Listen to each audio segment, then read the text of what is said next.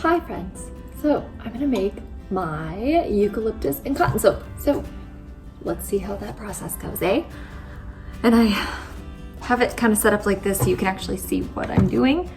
So sorry for my head being cut off, but I'm gonna start. I've got my oils and my lye solution here. They're both at 120 degrees, which is perfect for this recipe to soap at. And I'm gonna take my margin blender here, put it into the oils with my titanium dioxide, which is going to color my soap that white light color that I like for my eucalyptus and cotton soap, of course. If you're wondering why I like tipped it up and barbed it like that, I don't want bubbles in my soap.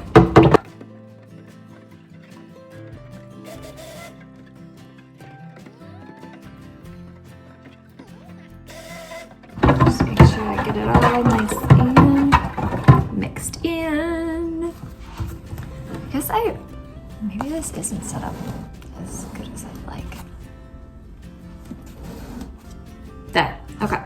So then, I already added my sodium lactate, the proper amount, into my last solution. And I'm actually going to strain out. Usually I just put it right in, but I have Tussa silk, which I've explained before, gives that really luxurious silky look to the soap. I have it in here, but I'm thinking I'm gonna try and strain out the bigger pieces because I do notice in my soap some that I use the Tussa silken. Sometimes you can see a little bit of the threading of that silk, and I don't want that. Not that it's gonna hurt anything, it's just fine, but I just don't want to see the strings. Trying to make a mess here, huh? Okay. So, strained out the Tussa silk. I'm gonna move this over. And I always right away rinse out the lye solution containers. I really don't want lye just sitting around. Okay. So, get this all set up. I'll shut that off. Okay, so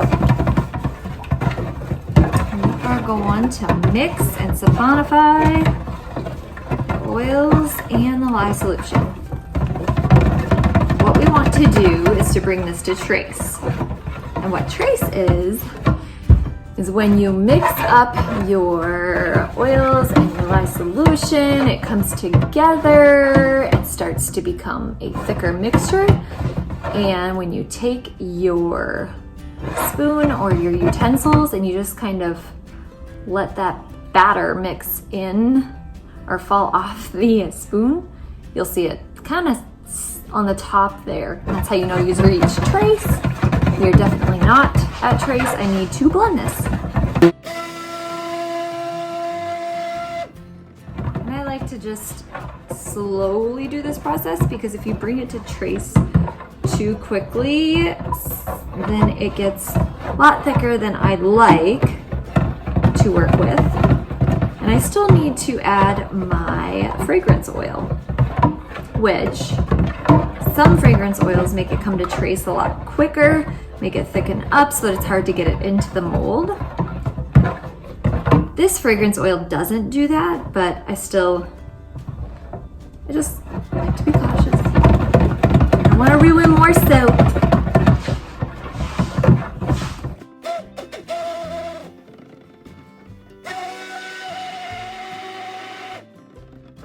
So it's thickening up, but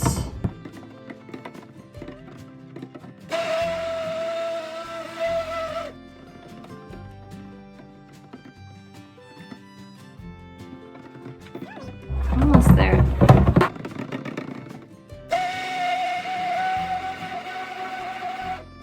Alright, this is definitely definitely looking a bit more like I'm there. Yep, so that is light trace, and I don't even know, here, I'm gonna try and show you.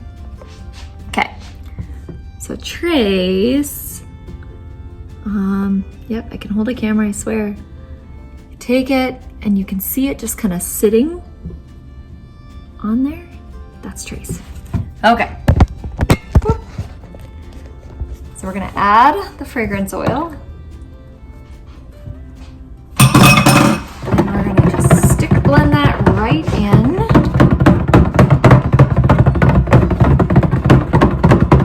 And I'm not gonna turn that blender on because I did get to medium trace rather than light trace. And if I stick blend it, turn that on and blast it, then it's really gonna thicken up. So hand mixing it is a lot of times the better idea.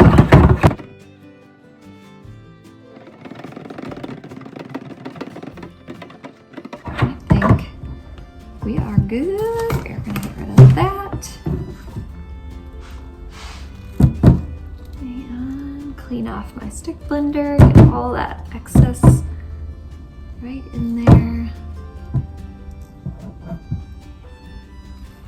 Oh my goodness, this smells so amazing. I absolutely love this fragrance oil from Brambleberry.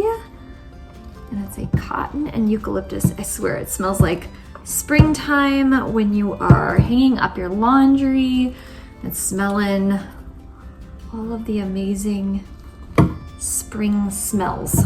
Okay, put that in there. And then we grab our mold. And this one's easy. I don't have to do any swirling. It's literally just pouring the mixture in, getting rid of air bubbles, and then topping it with I use lotus leaves actually to top my Eucalyptus and Cotton Soap, just because they really do look nice on this soap. So I don't want to waste any of it. So I scrape all of that off with the spatula while trying to make sure that I'm actually getting into the mold rather than all over the counter. I'm good for that sometimes. It really is about focus and keeping your mind on your task, because there's a lot to this whole soaping business. And there we go. I think I've got as much as I'm gonna be able to get with. Maybe one little scoopy here. Oh. There. I'll even it out.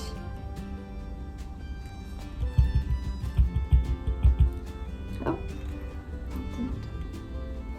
Take a swipe there. Okay. And then I like to kind of tap it down onto the counter so that any air bubbles can come to the surface. Clean it up here. Oops, and I of course go digging right in. Okay. And then the fun part. So, let me find my spoon here. I wonder if I can like hold my phone and do this at the same time. Sorry, I forgot to get out my tool to decorate. Yeah, I'm gonna try and see if I can just hold this and show you. Let's see how this works. Bear with me, I know this is so terrible. I need to get like a phone tripod thing for all of this. So I kind of like to go and do, oops, now I really need to be watching what I'm doing when I'm holding my phone. So I like kind of the same decorative patterns when I soap. Come on, Tiffany, you can do this. I love my swirl techniques, but I also kind of like this, like, I don't know what you call this. I don't know. But I like it. And it just works so nicely with all the different soap looks I'm going for. To have just this little peak here with all these little, I don't know, wavy swoops. It really is hard to just sit and hold this phone still and show you what I'm actually doing. Okay. So it's kind of still in the process of hardening.